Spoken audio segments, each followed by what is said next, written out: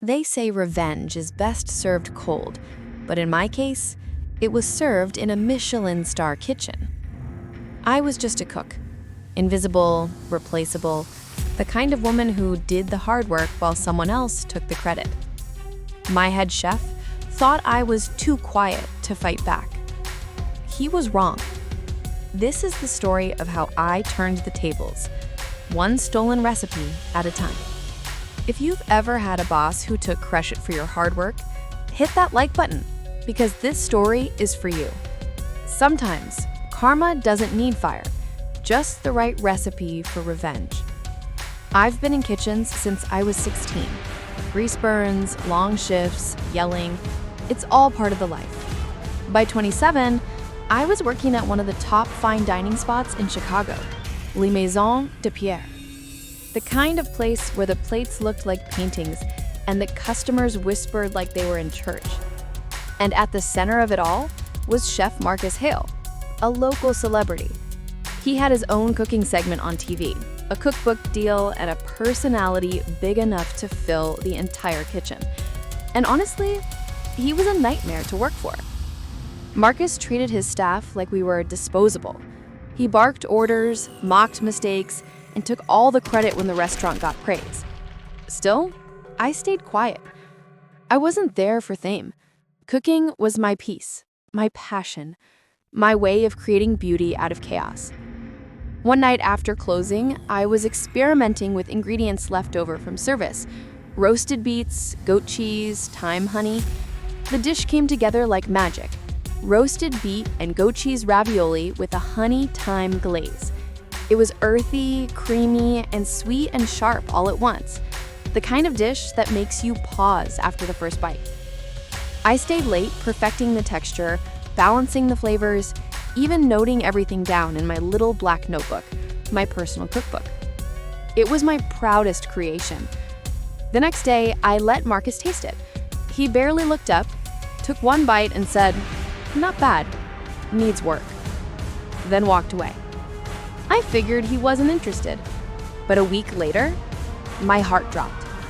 There it was, my ravioli, listed on the new menu as Chef Hale's signature special. Same ingredients, same presentation. And there he was, grinning for a reporter saying, "I've been experimenting with flavor layering lately. This one's a breakthrough." I froze. My name wasn't mentioned once. That night after service, I went up to him, "Chef, that ravioli?" He cut me off with a smirk. "You mean my ravioli?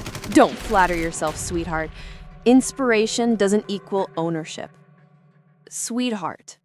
That word hit like a slap. But instead of shouting, I smiled, because I already knew.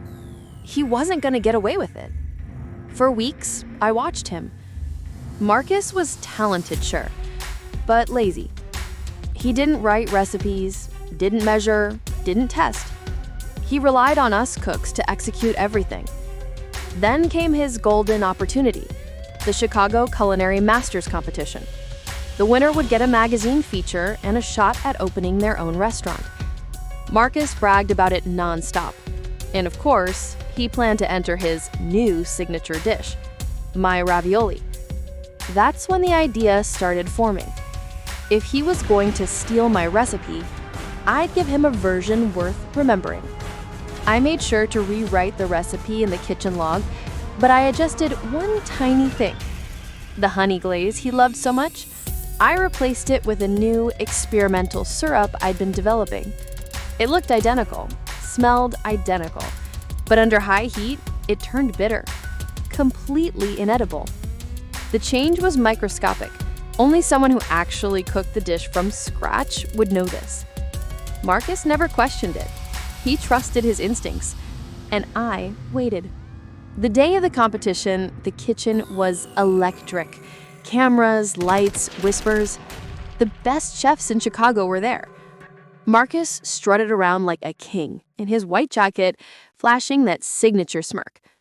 He even winked at me before going on stage. "Watch and learn, sweetheart."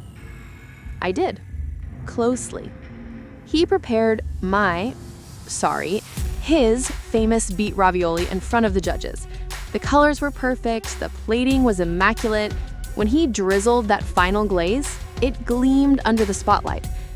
He was confident, too confident. The judges took their first bites. At first, silence. Then confusion. Then disgust. One judge coughed, another frowned and pushed the plate away. "Chef Hale, is this supposed to taste like burnt syrup?" He froze. His face turned red. He stammered something about temperature issues, bad honey, and kitchen stress. But everyone could see it. He was done. The cameras caught it all.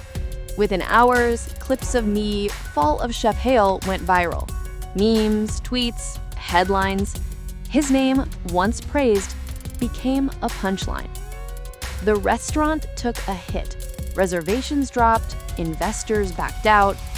Marcus started drinking more than cooking. Within a month, he took a leave of absence. That's restaurant speak for got fired quietly. 2 days later, I left too.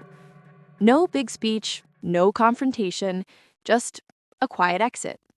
But before I walked out, I left my little black notebook open on my station, right on the page that held the original recipe.